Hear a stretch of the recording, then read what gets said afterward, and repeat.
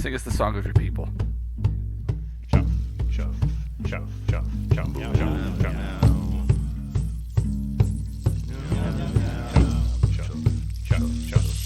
chuff. Welcome to Sneppurrsode 12 of the Where Are We podcast. I am Orange Wolf, and today we're joined by Barax, Black Paws, Blue Wolf, Blayz, Storm Dancer, and a special guest, WolfVanZandt. Actually, it's WolfVanZandt, I think. We'll get into that later. All right, so it's been a while, guys. What's everybody been up to? About 5'11". I did some traveling around, visited family. I'm back now. Now, VanZandt, have you quarantined your badger? No, he's been away from home. I'm quarantined in my room, don't worry. Oh, should I lock the door? And fumigate. Oh. Definitely fumigate.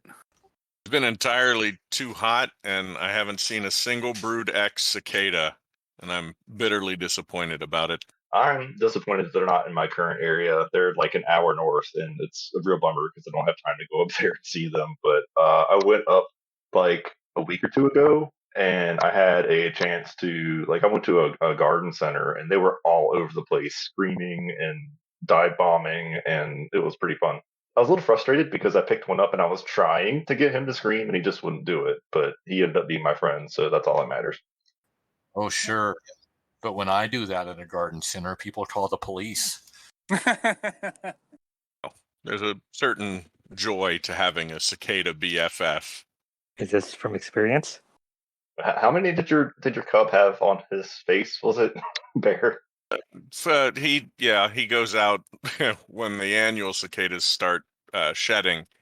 He goes out and plucks them up while they're defenseless and dry enough to handle, but not dry enough to fly, and attaches them to himself, to his face, to his arms, to his elbows, his shoulders. So he's had 15 of them on him at a time. Sounds like an old friend of mine who used to pick up giant wolf spiders and let them crawl all over him. That's a little different. So, I think I personally draw the line there. yeah, me too. Same. No, just no. Yeah, there's a big difference between cicadas and wolf spiders. Yeah, cicadas don't awoo, they just scream. So, Badger, WolfVanZandt said that it's gonna snow out there. In the mountains. Oh, it's summer. Welcome to Colorado. Fair enough. It can happen. Mind you, it'll probably last for 5 minutes, and it's above an elevation of 1,000 meters or more. Well, it's supposed to be down to like in the 40s this weekend with rain here. Yuck. Oh, goody. Hey, what's wrong with rain? You don't have to shovel rain. You don't have to shovel rain, but I've had enough of it. I've had 10 months of rain, thank you very much. You're welcome very much. Ack. People love their ack. All right, Blue, Black Paws, what about you guys? Well, I had an interesting experience doing an interview with PinkDolphin recently, and the results are out, and seems to have gone okay. Yeah, I listened to it, and I thought it was fantastic. I was really happy to see that PinkDolphin had interviewed some of the older members of the community. And yeah, obviously a lot was left on the cutting room floor. So you could probably put together a movie based on what everybody said. I was impressed with his editing. I mean, I know he got like an hour of each person, and I was wondering how in the world was he going to assemble that into an hour segment. But he actually did a great job. I was definitely impressed with the overall recording and how everything kind of intertwined pretty well. It was impressive. Brought up a lot of interesting points that I'd like to kind of follow up on, but I'll give people a chance to listen to it. I thought that it was good to have that kind of mature perspective for younger Therians to be able to kind of see what the quote-unquote gray agenda really is about, kind of to let them think about. Sometimes there is this like older Therian versus younger Therian divide sort of thing going on, and it's really artificial. I think it doesn't need to even exist. So it's good to have media out there where younger Therians can kind of listen to it, take it in, and formulate their own opinions about, okay, so this is what's really going on in the community. This is why younger Therians need to communicate with older Therians, and so on and so forth. So I thought it was pretty cool from that perspective. Yeah, there's really not as much difference as people would like to make out. It's, you know, it's a way to fan the flames and get attention in many ways, in my opinion. Whereas most of us who are a little bit on the grayer side of at least 35, we just don't have the energy to give a shit anymore. That's about right, yeah.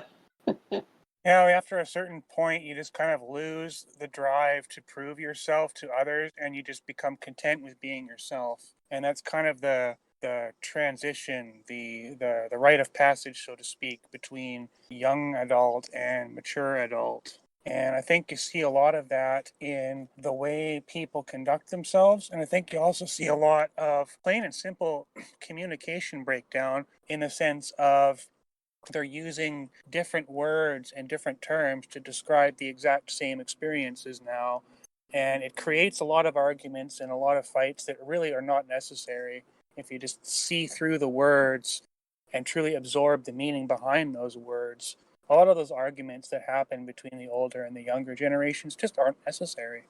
That's true, and I think that kind of echoes not just in the Therian community, but in the wider community. I mean, I had an experience a few years back of I had to travel down the south for work, and I was having a serious communication problem with a younger, up and coming engineer. He kind of moved himself a little bit towards leadership roles, and we just were.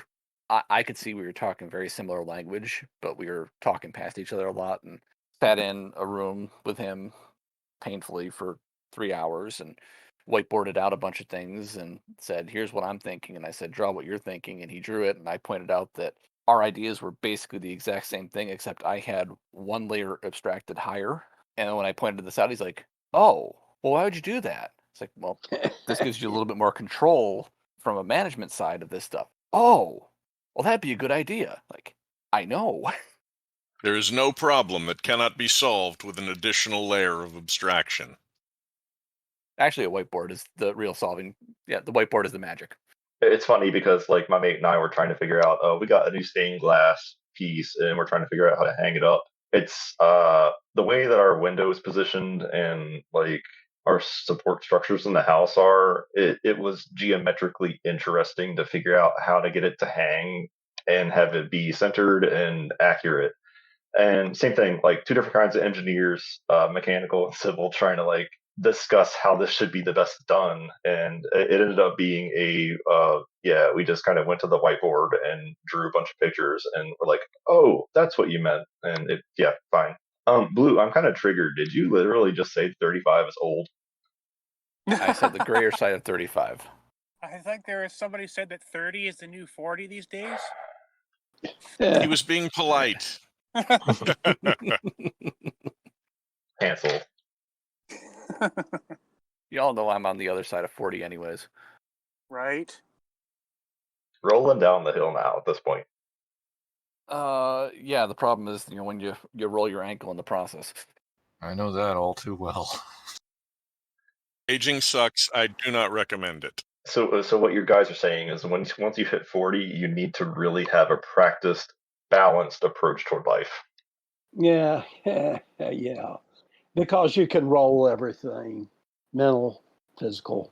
Yeah, you'll roll joints that you didn't that came out wrong. Cancel. Yeah. You get the point though. Things move in ways you didn't expect them to in the body, and sometimes you need to roll a joint to take care of that. I hit 40, gained another point or 3 in stamina, and I got Badger. I quit smoking just a little over exactly a year ago now. Congrats.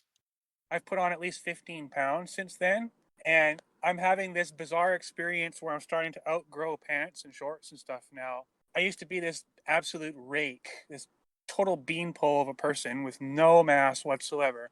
I'm like, yeah. You know, I jumped from 165 to 210 within a year. And I had this delightful experience of standing outside in the winter without a shirt on and feeling warm inside and feeling ice crystallize on my skin. It was great. That's actually a really good point. Yeah. I can't have my fur, but at least I can have a bit of fat. Yeah, I'm still calling mine the 2020. Only 20? Yeah, we'll go with that. I never really gained or lost any over the year. 20 kilograms. I had the misfortune of being on antidepressants, which probably didn't help. But yeah, it's nice to be back in the gym, though. It was for the best because kind of like Blayz is saying about himself, like I used to be like a beanpole, so now I'm kind of more filled out, so it doesn't, it's fine. Like my dad used to say, I don't mind having a little bit of a relaxed mechanics muscle. Yeah. Something to lean on. A lover's pillow. The tool shed. And my cats definitely don't mind at all. Anybody else been up to anything fun? Like I implied there, I rolled my ankle really, really well quite a while ago, and am now probably about 90% getting back to some normality here, and don't need a cane or really need a brace anymore to get around, thankfully. And finished off my most recent class of my master's, and pissed off about that for other reasons. Yes. A passing grade is still pissing me off. Congratulations. So, Do you want to tell them what your passing grade is? my passing grade was an A minus. I missed an A by 0.8 points because she wasn't grading on a curve, and it was a subjective grading on the project, even though she said she was a completely objective grader. Forgive me if I don't have tremendous sympathy. My heart pumps purple kiss for you. My GPA has dropped down to like a 3.98 now. Oh, he's never going to recover from this. Oh no. I'll lose some sleep tonight for you. Well, it's interesting though because I know, like when I was in college, not going for a master's by any degree, I had a lot of anxiety trying to maintain that 4.0, and I was afraid all the time that something was going to like ding it and it was just going to be messed up. But like in hindsight, I kind of wish something had, because at that point I would have realized that, hey, okay, you don't need to strive for that perfect grade. It's okay. Like it still rounds up anyway.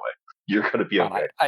I aced the goddamn legal course, and I can't get through a goddamn statistics course, but I will say I was talking to a math PhD friend of mine and was explaining it, and then she looked at me, she goes, I know all the words you're saying. I hate them all. I said, why is that? She goes, statistics is not math. Ooh. Well, in a way, she's right. Statistics is problem solving that uses mathematical tools. Yes, and she, her thesis was in abstract algebra, and even she can't figure out what the hell she wrote then. So, so I prefer the precision of a calculus or something like that. I do not like the fuzziness of statistics, though it's useful. I don't like it. Well, that's what it's there for. The objective and concrete is what you're leaning toward then. If you put a number into a calculus, a derivation, or an integration, you know what the answer is. Even if it's infinity, you know what the goddamn answer is. Statistics, it's like, maybe. Differential equations, where there's an infinite number of possible solutions to different problems. Well, in an integration, you've got to figure out that constant. Every time I divide by 0, I come out with coyote. Well, that's what you get. That explains everything, actually. Yeah. It kind of does. That about sums up my mathematical skills. So, and my pup is finished her school for the year, and we survived the COVID year, and we were back actually in full session by the end of it. So, on to the next year and through the summer and all that fun stuff. So summer will go very, very fast, no doubt. It's certainly nice to see things are returning to normal. for the first time in like a year and a half, I hung out with a friend that I hadn't seen. So it's like, Yeah, I just had that experience recently too. I've got 2 local friends, and I saw them twice in the past year. So it's going to be good to get back on track with that. And it's now the end of June, so I'm looking at going walkabout like I do every summer. It's practically a routine, a religion for me. Is that every summer I have to just drop everything, forget everything, and go out in the forest and go camping for as many weeks as I possibly can get away with. So it looks like my first trip is going to be hopefully for around the waning new moon in a week from now. And then I'm going to try and incorporate trips to hit at least each one of the moon phases during the summertime so that I can do some proper ritual work out there in the bush where it should be done. Aside from that, I've just been plugging away at editing my novel, hoping to get that published before the end of the year. And aside from that, I spend a heck of a lot of time online on Discord with my packmates nowadays, which is a really big change for me because not even 2 years ago, I was just about completely alone. So there's been a lot of adjustments. There's been some turmoil points and some moments of being overwhelmed by everything that's going on. But overall, I just feel like I've been moving from strength to strength, and this podcast is just another expression of that. So that's where I'm at lately. I'm getting ready to put everything down and go walkabout. I think you realize that if you ever get stuck, I'm just going to be there and grab you by the scruff and put you in some other situation. So it's best to just figure things out anyway. Yeah, I kind of gathered that from the first experience. Don't forget to share pictures. You live in an incredible vista. Yes, I do. And I hope to actually, in the future, start organizing a howl at this location because it's just an absolute gemstone. What's a howl? Yeah, I suppose after the last 2 years, everybody's forgotten. It's funny. I've actually been linking the recording that we did on Howls, and I'm like, oh my god, that was so long ago. I think it's wonderful that they're happening again. There was a long period of time where no one was hosting them. Years. I wonder why that is. It wasn't just COVID. No, it was before COVID. The community drifted apart. Yeah. That's kind of isolated itself into little groups that made a lot of sense at the time, and the infighting and the demise of HWW and the battles on various forums and things like that. Just history does repeat itself. Yes, it does. Sadly. Well, that's the thing about it. We developed into groups, and we were happy living with other wares, but we didn't think about all those people out there that were still floating around. It's true. And we had to come back to that understanding. Yeah, because during that period, I was living in a warehouse. I had local Therian friends who I hung out with, the offline community. Mm-hmm. We all float down where. Yeah, I think you're absolutely right. That's what happened. I'm not really sure what, because I think something sparked Traveler to start doing his howl around the same time that I kind of got the itch to start trying to do the Virginia howl. And it was like both of us around the same time were like, hey, why aren't these things happening? So surely coincidence. There could be nothing more to that, possibly. Well, a lot of the older folks came back around the same time too, so that might have something to do with it. I've noticed that pattern, that there's been a kind of a return, a resurgence of people that have been on hiatus for a while, and they're now drifting back. Yeah, I left the Southeast Howl in 2013 when I moved out to Colorado, and I left it. There were some people that were going to continue it. I think they did for like 3 years. But then it just sort of dropped, and I was a little bit disappointed in that. But now they're picking up again, and I'm got some hope for it. I think at this point, like for me, I a few years ago, if you would have asked me, I would have been like, there's no way I can organize one of those things. It's not nearly as complicated as you would think it is. Mm-hmm. Now, coordinating schedules with Therians and wares is certainly like herding cats. I'll say it. It's impossible. That's why you don't do that. Yeah, basically. So just it's best to just reserve a campsite and to just let things happen. However, Yeah. Here's where I'm gonna be, and at this time. but I think it's good that people are picking them up too, and I think the more people start to do these things, the more it's going to help other people in the community feel empowered to do these things, and it's going to be like a beneficial cycle. So that's pretty cool. I know Bear, we need to figure out a Pennsylvania howl at some point. Yeah, I know there has been talk of one. Yeah, and all you listeners out there that would like to do a howl and stuff and have questions, just feel free to reach out to us, and we'll help out how we can. I'm asking questions and I'm reaching out because I definitely want to host one on Vancouver Island, BC, Canada. As far as I know, there's no other Therians around me here, and it just seems really bizarre because it's such an incredibly Therian-friendly environment. Yeah. We got rivers and lakes and oceans and campsites and anything you can possibly want, all within an hour's drive of home base. It's just unbelievable. And if I had the resources, I could reserve an entire campground or an entire group of lodges even for a howl if it got big enough. The thing there is that since it's kind of like quote unquote Therian territory in a degree, there probably are a lot of Therians up there who just don't see a need to go online to look for things. So that's an unfortunate byproduct of that. And I think that is again, to some degree, a byproduct of people using different words to describe the same thing. Right. It's also the amount of different forums we have out there that people are on, that there needs to be like a central hub or location to where someone can say, hey, I'm having a meetup here at this place at this time on this date. Canceled, Badger. No, canceled. You're one of those people. No, like meetup.com used to be that way. I agree. I don't know why these things are, and I say this with realizing. So the Virginia Howl this year, I've not really advertised anywhere. Just too much going on. But like in the past, I've tried to make an effort to make sure that people from kind of all over the community that I can get in touch with feel like they can attend these things. I do think it's important to try not to isolate those kinds of meetup things. Hopefully now that COVID's over with, again, maybe we can even do like day meetup things or something like that. So I don't know. There are options out there. I just think it's good to try to get people from various parts of the community included.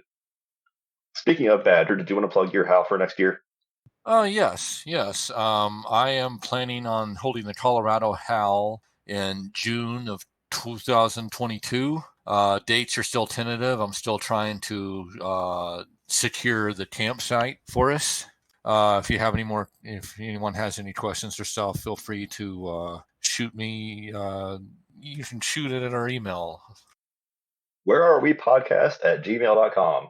I don't know if you want to give your personal email out too bad, or you can if you want to. Well, yes, tstormdancer@gmail.com. If you have any questions about the Colorado Howl, or we're also trying to get together with the local Therians here to do a monthly meetup here in the Denver area, shoot me a email if you're interested at tstormdancer@gmail.com. Monthly meetups would be kind of cool. That's interesting. The Virginia Howl is going to be from September 19th, or excuse me, 17th to 19th. Kind of keeping that low-key-ish. We have a considerable amount of attendees already, but if you are interested, feel free to drop a line to me, or you can email the werearewepodcast@gmail.com, and we'll see if we can make any accommodations. Still kind of want to get these things going. Sorry, this one's been kind of like low-key and quiet, but it's just been a crazy year. So if you are interested, drop us a line, and we'll see what we can do. Anybody else have anything else? I think that's about it, yeah. Did you just say a boot? I think that's about it. It's a boot time, eh? Blayz has a segment he wants to get into, but I realize we're kind of like 30 minutes into our recording. WolfVanZandt, who in the hell are you? I don't know. Join the club. I am an older were. I am 67 years old, and I became aware of my lycanthropy when I was in the 20s, just as I was going into college. And I had a lot of resources then, but I didn't have any idea that there were other Therians. As far as I knew, I was the only one. And there were others around, but I just didn't know about them. So I took 20 years to get through college. And then I got the job that I wanted, and I was a professional rehab specialist for another 20 years. And then I retired and moved to Colorado. Interesting. So tell me a bit more about when you first started to experience your lycanthropy. What was that like? Well, I first started experiencing my therianthropy in high school because I went through a brief horse period. It just happened. I didn't really feel like it was anything drastic, but then it sort of morphed into wolf, and I actually started splitting. I got up to 9 alters until 1978 when everything merged, and since then I've been a Contherian. I've been open about my therianthropy since college, at least since 1975. And I was open about it through my professional career. I hate to break stride here, but Blue Wolf made a good point. Are you technically a silverware? No, I'm black. My phantom is black all the way through. Nice answer. So it just started to arise spontaneously in your, what you would have been your teens or 20s then? Yeah. Before that, I actually didn't have very much of an internal image of myself. I would have dreams, and I either couldn't see myself, or if I did see myself, I really couldn't see my face. Yeah. And it just sort of congealed in my high school years. And as you started to get older, in what kinds of ways did it start to affect your lifestyle? Like, how have you managed to integrate your therianthropy into your lifestyle? Honestly, I never tried. It for me, it just fell together. And it may be geographical. I grew up in a mill village, and people were allowed to be weird there. People just sort of ignored the eccentricities. And then I went to Auburn University, where people were really open. And then I ended up in Selma, which is the heart of the civil rights movement. And people don't react to differences much there. They've had enough of that. Right. And I was also very beneficial to the community. I've always been a community activist.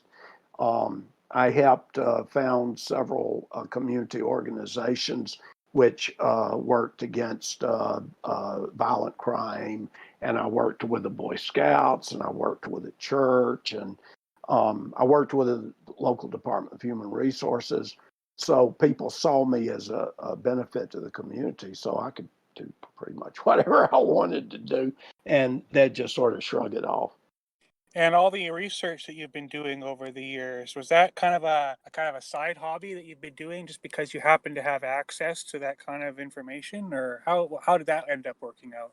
Yeah, when I was at Auburn, I had access to the largest research library in the United States at that time, and I buried myself in it, and I looked up everything I could find about lycanthropy, which therianthropy, I knew nothing about that. I knew that there were leopard people in South America, and I knew there were lion people in Africa and all that. But I was just doing it for myself. And I sort of hate that because there was a lot of citations and stuff that I just lost. I still remember finding different information, but I can't tell where I found it because the citations are gone. I have stacks of paper here and a lot of digital copy, which I'm still going through. But back then I was just doing it for my own interest. Right. Kind of sounds a little bit like my drive for trying to explore different spiritual beliefs and religions, trying to understand what this Therian experience of mine was. Was there any other people who experienced it? Was there any guidelines on what to do with it? That kind of thing. Hmm. Well, now that's one good thing about being isolated is there are no guidelines. Exactly. So I just kind of went on this self-guided search and became a kind of eclectic for a while, just kind of absorbing different truths that felt right. Mm-hmm. And I basically was in that stage for about a decade, and then things kind of flatlined. And it wasn't until last year where I started to feel like, okay, things are happening now. I've been broken out of this rut. And all of a sudden, all these new things started happening. I joined the Therian community, and it made me realize that just being an eclectic wasn't enough for me. I needed to get more engaged. I needed to get Yeah. more committed, but I didn't know to what. And by myself, I didn't really feel comfortable jumping in with both feet kind of thing. So That's the thing about it. When I was almost immediately in the offline community when I found out that the community existed, and I took on some responsibilities for the offline community. I started collecting information for the Therian community, and that's really sort of what brought me into it, like real hard. right. Anything else you want to add about your history before we move on to the segment discussion? Oh no, I've got 67 years of it. I don't need to get into that. Gotcha. Well, the fact that you had the ability and the drive, the interest to actually sit down and immerse yourself in that library and go looking through all that stuff is really important to the rest of the community now, because the rest of us are pretty much standing right next to clueless when it comes to that kind of information. So Therian Timeline and the research that you've done in general is really valuable, and we're hoping that we can build on it in the future. Well, I hope it's useful. That's the reason I brought up or started the website, was to collect substantive information for the community as I came by it. And that includes research from Google Scholar and things like that. I'm always adding to it. Right. So it's a continuous work in progress. Oh yeah, as long as I live, as long as the website lives, I will keep trying to find new information. There's a lot of stuff being added on as far as the community today, like from the International Anthropomorphic Research Project and other people that are publishing papers and stuff, and I'm trying to keep up with those. And now for our recurring segment, Therians Through Time. So we're going to now dig into section 1 of the Therians Through Time segment. We are exploring possible signs, possible signs of therianthropy, which stretch right back to the dawn of humanity as we know it. I mean, as far as we can tell, the only thing that might be older than therianthropy is fire. It goes back that far. So, segment 1 of the Therians Through Time, we are focusing in on this prehistoric period, looking at what little evidence has been left behind that might suggest that people have been saying, I am an animal, for as much as maybe 75,000 years. Are we sure this fire came first? I feel like there might have been a coyote Therian who helped. Never mind. I think that was a power animal.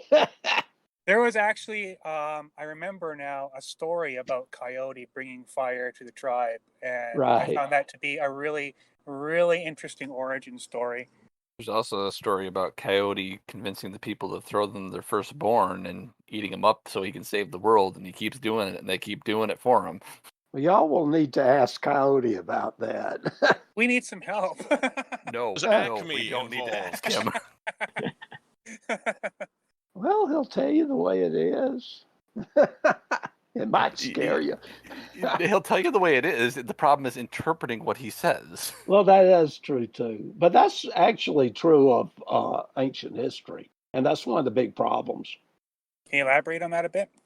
Yeah. Everything we know about the past, and there's new movements coming up, like they're just beginning to analyze DNA, not from fossils, but from the dirt that they died in. They're beginning to be able to pull out the DNA and analyze that, see what was there. They're beginning to look at like rock art and cave art differently than they ever had before. And there's a lot of controversy about how to do that. Everything that you do look at back then has to be interpreted. And the only way you can come up with a rational interpretation is to bring everything together and see what produces a coherent picture. And you're still not sure that's exactly the way it happened. Right. But it's the best we can do. And it also depends very strongly on our ability to actually put ourselves in that person's shoes, so to speak. And people are talking about that too. It's just recently come to people, anthropologists' mind, that up to this point, we've been reading these people as though they were us. And their mentality, their daily thoughts may be completely different. Yeah, everything is interpreted through our lens at this point. Mm-hmm. It's pretty difficult to escape from that too. It takes a pretty talented mind to be able to drop everything that you know and put it aside and visualize something that you don't know. I mean, that's pretty difficult to do, even in the best of circumstances. So no matter what we do, we have to admit that we'll never actually know for sure what was going through these people's minds when they were drawing on the cave walls a figure in 5 steps that transformed from human to animal. That was possibly the most provocative image of the ones that I've looked at so far. It was just unmistakably, this is not geared at simple depictions of animals. This is not hunting magic. This is clearly some kind of shamanic experience that's being portrayed on the cave walls. And I think we were talking at one point, you were saying, Wolf, that the experts are starting to look at these things as more expressions of shamanic experiences versus something else, right? Right. There's a movement called psychoneurological analysis where people are looking at these designs and such as things that happen inside of people's heads. They're as vision and things instead of events that happen out in the world. There's a lot of controversy about that because some of the things, for instance, in the French caves, look like fairly obviously that they are recording events that happen. But then right alongside it looks like they are something otherworldly or something. Yeah. And they're beginning to look at it as common reactions that happen inside of people's minds. For instance, in the dark, when you rub your eyes, that you see different images, or if you have a drug experience, or altered states of consciousness can bring up different experiences. But this is very debated. So we don't know how much of this is relevant. And let's just assume for a minute that the theory is correct, that not necessarily all of the images, but a good percentage of these images were meant to express some kind of shamanic experience, some kind of internal vision. If that's the case, is it reasonable to assume that some of those people were sitting there identifying themselves as that animal? Yeah, actually, that's you run into that over and over. Not only in this particular movement, but people that are countering it.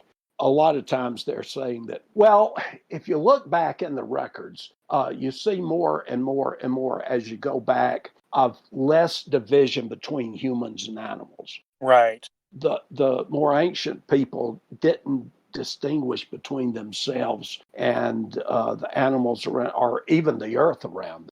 Animism is a constant in that time. And that's the belief that everything has spirit. Everything is to some extent alive. And even panpsychism, which is the belief that everything has a mind. And a lot of these cultures assumed that that they were not the only people that had consciousness and could respond to other people.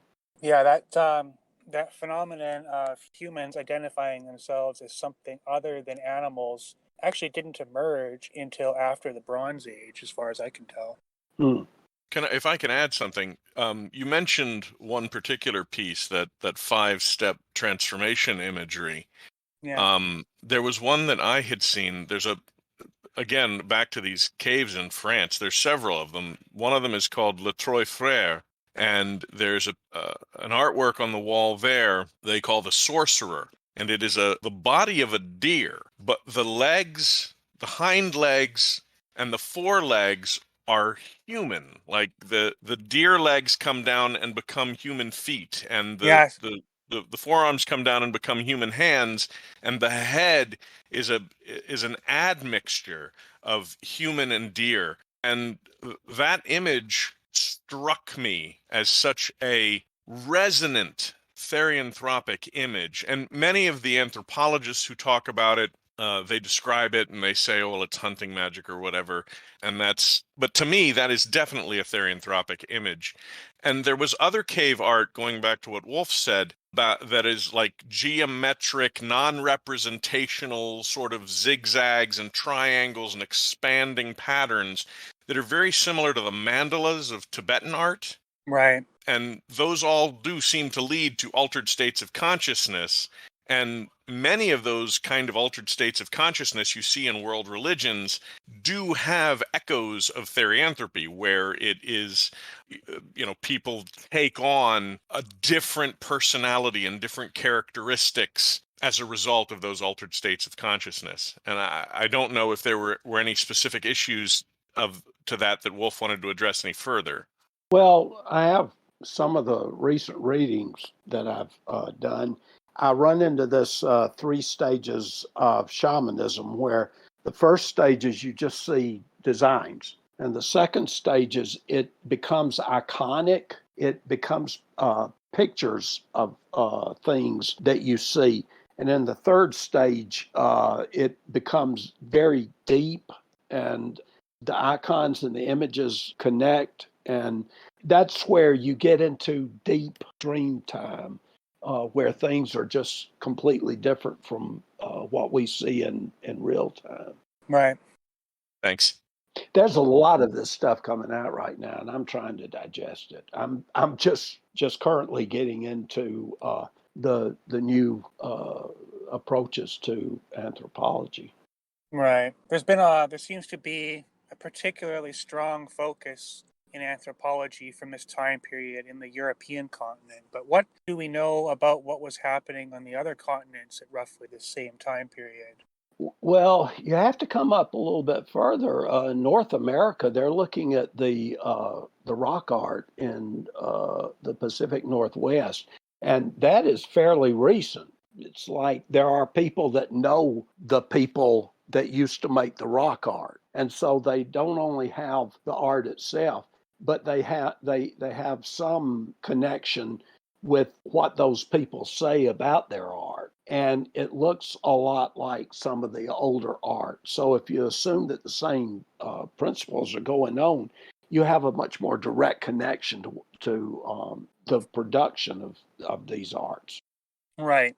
And that's kind of another vein that we're trying to angle at with the segment, is in that if a person was having therianthropic experiences 10,000 or 20,000 years ago, how would they try to express that? Would they pick up a piece of charcoal and try to express their most important experience of their life on the cave wall? Seems pretty reasonable to me. Well, and they do address that. They say that a shaman, the visions are like dreams. So if they don't record it immediately after coming out of the altered state, it's gone. Yeah. So they're saying the reason that they did this rock art and this cave art and all is to record the things that happened to them, not only for their own benefit, but for the benefit of their community, to know what the shaman has brought back. There is a bias in anthropological community that the only people that can make creative expression is Homo sapien. And a lot of these cave arts and such in Europe comes from before the time that Homo sapien came into Europe. So they're having a lot of problem with explaining a lot of the cave art in France. and such, because that was before Homo sapien. It was when Neanderthal was still there. Right. I think human occupation of North America began, 40,000 years ago? Something like that? Something like that. Yeah. And something similar for South America? There's some strange things in South America. They may have actually found some hominids before hominids migrated over the Bering Strait. So they don't know how long that happened or what kind of production happened there. It's hard to say that there's any connection between the hominids that were here before and the ones that came over from Asia. Right. So one thing I find particularly fascinating is that, and this is something that I've encountered again since I more recently began studying Druidry, is that these older, more shamanic practices have some remarkable continuity in their structure. No matter where you go in the world to look at them, there are things that they have in common. Well, I have noticed that. In fact, I've seen several notes in books. There's an introduction to shamanism by Margaret something or another. I can't remember her last name, but it's in my bibliography. But the shamans in Asia, several of those cultures point to the West as the origin of their shamanism. And they learned it from people that were more animal than human. Right. So there is probably a continuity. And, as far as I know, they may have seen the cave paintings, and that's what gave them the idea for the shamanism. But there is that connection somehow. There's also, it really begs the idea that these people may very likely have had no contact with each other, and yet they come up with the same idea. So it kind of really begs the question of whether or not some kind of collective unconscious or some kind of spiritual network has got everything linked together, and that's how these same patterns keep showing up again and again and again around the world. Well, of course, that would be right in line with Carl Jung's theories. So that hasn't gone completely out of our understanding of psychology and all. I believe that therianthropy is an archetype. And I believe there's a lot of parallels between what Therians today experience in an organic way. And by what I mean organic is like before they contact the community, before they're influenced, they have these unique experiences. And when you look at the basic pattern of those experiences and you compare them with some of these older descriptions of shamanic experiences, it's really hard to tell the difference. Yeah, and that's one thing that I've been thinking about a lot. If you look at the really, really ancient cultures that had shamans, and you look at the more modern ones, like the ones in Russia, the older ones tended to have whole cultures that may have had certain people that were shamans, but they were, everybody had shamanic experiences. For instance, like people passing from different stages of life to another, they went on journeys, shamanic journeys, in order to collect energy, power. And so at least back then, there were whole cultures that were shamanic. And of course, the most recent one in classic literature was the Nuri that was written about by Herodotus.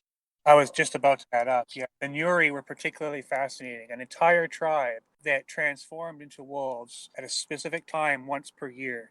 Yeah, and we have to be careful about that because Herodotus didn't even believe in them. He heard from the Scythians about this tribe, and we don't know if he really got the message that they were trying to convey. These were merchants that were coming in. They had their own language. They had their own thought processes. And Herodotus probably had the same vulnerability to the biases of thinking that they thought in the same way that he did as we do. So we do have to be a little bit careful about interpreting what was actually going on there. I suspect that the the Nuri were shamanic and they were doing journeys. They weren't actually changing into wolves. Yeah, it's sort of like the game of telegraph, how the message changes after it goes from person to person.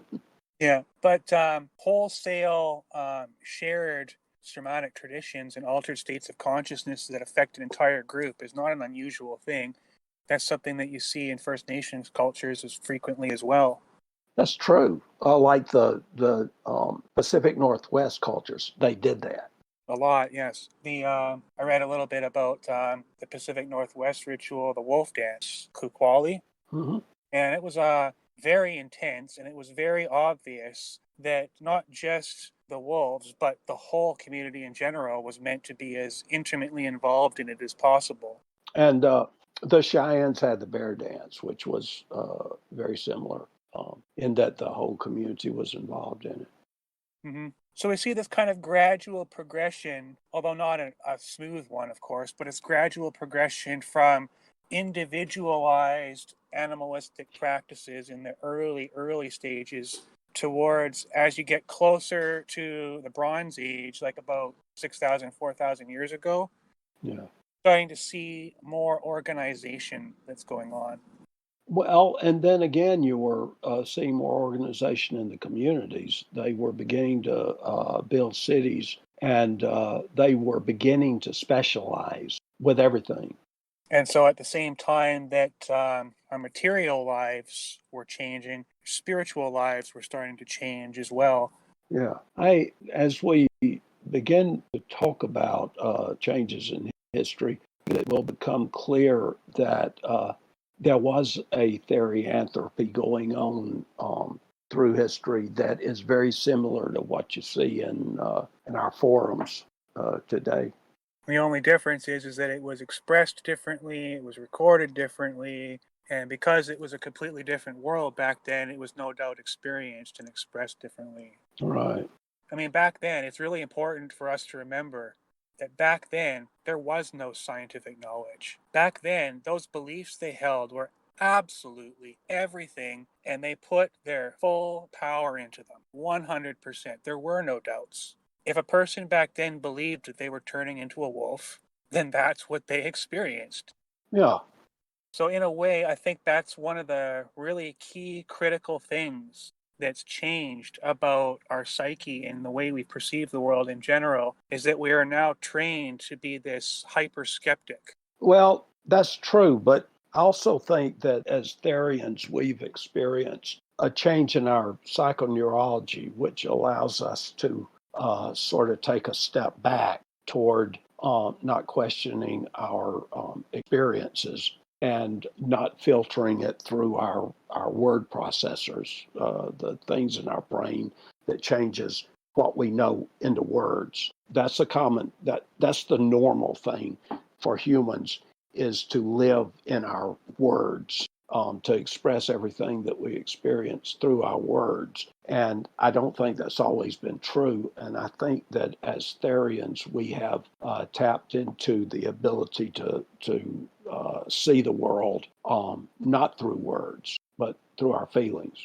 And through our inner experiences as well. We're not just limited to what we see and experience with our five senses. Well, the brain is a pattern processor. It's not a word processor. We have peripherals, like in our temporal lobes, that translate the patterns that our brain perceives into language. And if there is like a looser connection between them, and the temporal lobe is more of a external peripheral than with most people, then we're not tied to that. Gotcha.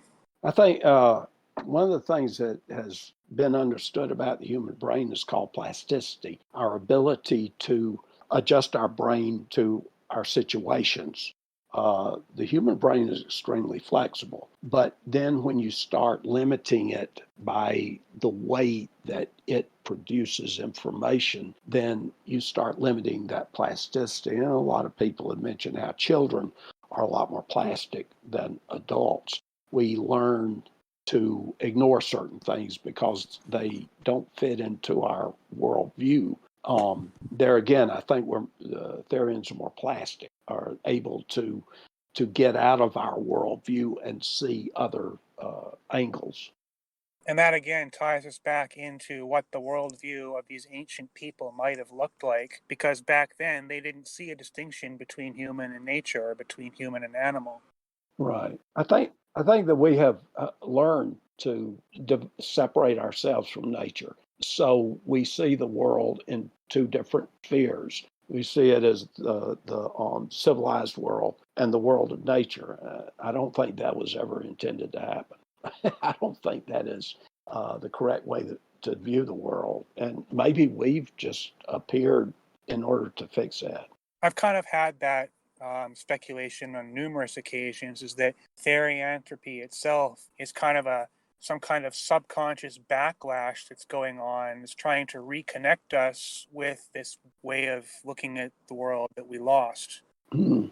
And kind of like trying to evolve back towards where we came from and go in a different direction.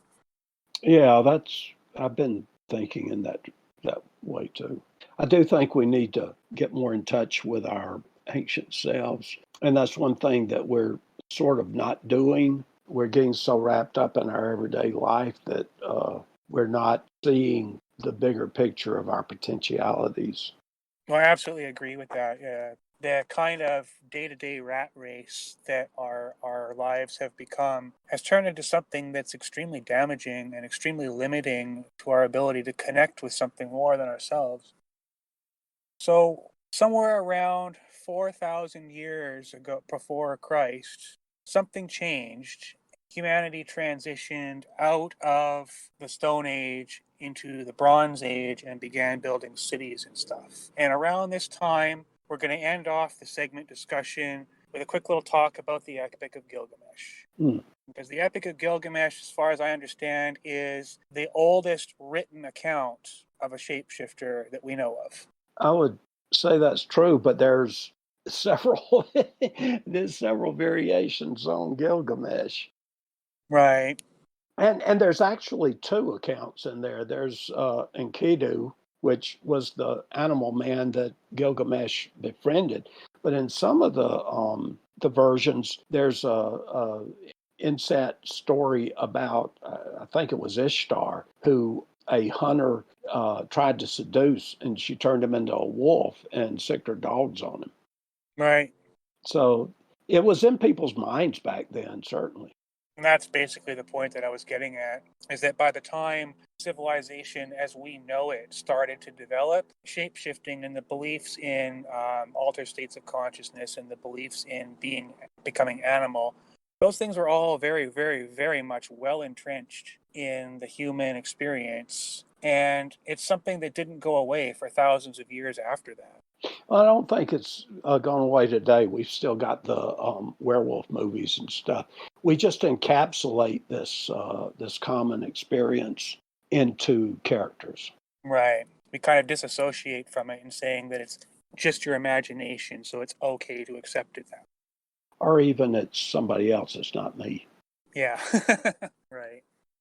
And honestly, I think, I don't know how right I am about this one. This is my own theory.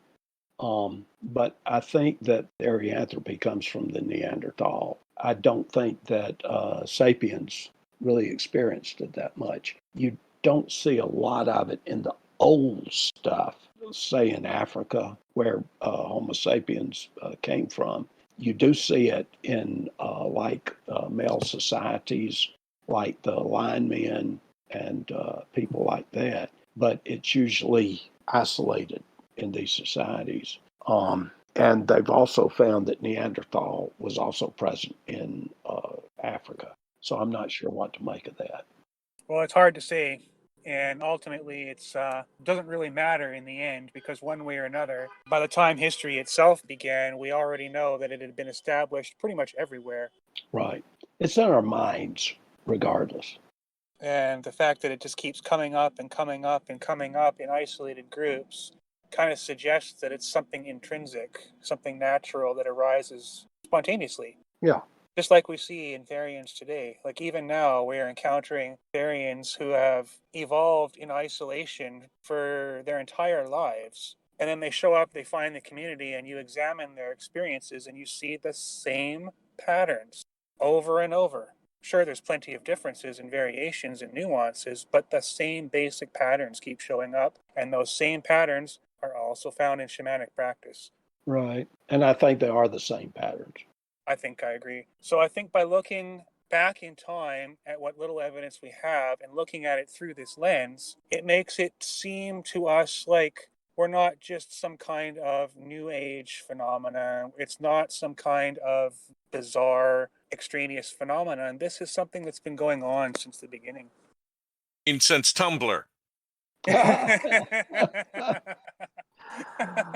Since the beginning of Tumblr.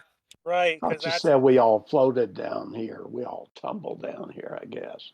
Yeah, because the community is 5 years old, right? Yeah. Thank you. That was facepalm worthy. Yeah, well, now that is one thing that sort of a question in my head. Why did we just suddenly pop up? Because you don't see a whole lot of reality-based therianthropy between the 15th century and the 20th century. You see a lot of clinical lycanthropy. You see some clinical lycanthropy, but most of that is squeezed up into the 20th century. You didn't see a lot of that before then. So what happened to us? I think a lot of the people, our people that were experiencing it during those centuries, went into hiding out of fear of the church. That's the best guess I can make. And I'm not really sure. After that, after the church started losing influence, they went into hiding out of fear of ridicule from science and atheists and others, right? It's just this general trend of oppression began somewhere around, I'm going to say 1,000 years ago. Well, 15th century. We got to save something for the second part, the third part. Yeah, we're not going to get too much into detail on that right yet. Yeah. I also have some hypotheses about why we may have seen that reduction in Therian presence in history during those times too. We're going to talk about that the second or third time we visit the segment. All must go. Anything else to add for the prehistory? Any other last thoughts, anybody? I don't think so. There is a lot of information out there. If anybody's interested in looking into it, it's there. Any clues or tips that you found useful in actually finding that information? Yeah, don't just look for therianthropy or werewolves or anything like that. Look for anything that might be related to it, like shamanism, Nuri, anything that you can think of. And look on places like Google Scholar, because you actually do get academic papers and things there. As opposed to those YouTube videos. Well, YouTube and the internet in general. I mean, I like Wikipedia because it has bibliographies, but even those bibliographies can be biased in having papers and such that reflect the writer's viewpoints. Right. So you have to be careful about the biases that even exist in research. And also the Therian Timeline. I have an annotated bibliography for both therianthropy and shamanism. So it's got papers and books and stuff listed there. And it's constantly being updated, you said. Yeah, I'm adding stuff to it all the time. Cool, good to know. Okay, well, I think I'm going to cut it off there. Okay. Yeah. I enjoyed it. Yeah, a lot of interesting stuff to listen to. Very informative. Thanks a lot for the time you spent with us, Wolf. We're looking forward to having you back again the next time we visit this segment, which will probably be in a couple months. Okay. I'll listen to the others too. I'm an avid fan. Oh, it's good to hear. Thank you. We have a fan? Yeah, it cools things off. I was just going to say.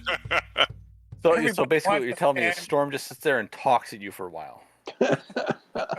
Ooh. I don't know how to respond to that. After this, I'm going to go talk to him for a while.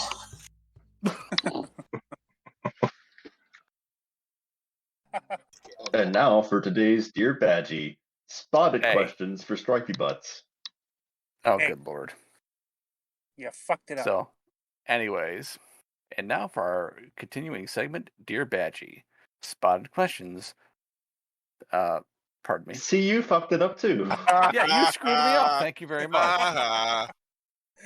Do we have a blooper tape? We probably We should. I'm going to start building a blooper file. Anyways, and now for our segment, Dear Badgie, spotted questions. Straight percent. That. Damn it, damn it. You can't Jeff. win for losing. Have some more I wine. No, I'm out. And now And for now our for segment, Dear Spotted. Zef. Dear Shush. Spotty. And now for our segment, Dear Badgie, straight perspectives on spotted questions. Today's comes from Darvin on the Therianthropy Discord server. Dear Badgie, I accidentally growled at a stranger on a busy street. They've stopped and now are staring at me. What do I do? Well, Darvian, just go with it, you know. Keep eye contact. Approach them slowly. Still growling. Then when they start to run, just bark like mad and give chase. The key there is to maintain that eye contact. You cannot let them assert dominance. Exactly. You gotta give chase. We are Absolutely. so going to get somebody arrested. The barking is absolutely a must too, and it has to be a deep guttural. But see, what if they start barking back? Like if someone that same level of crazy. Then it's playtime. There you go. Oh my god. Or try to mount them. The Where We Are podcast does not actually recommend giving chase. Giving chase can lead to arrest and other dangerous things for which we're not liable. Kids, don't play in traffic. That's only for Zeph. Are we done yet? I think we're done. I think so too.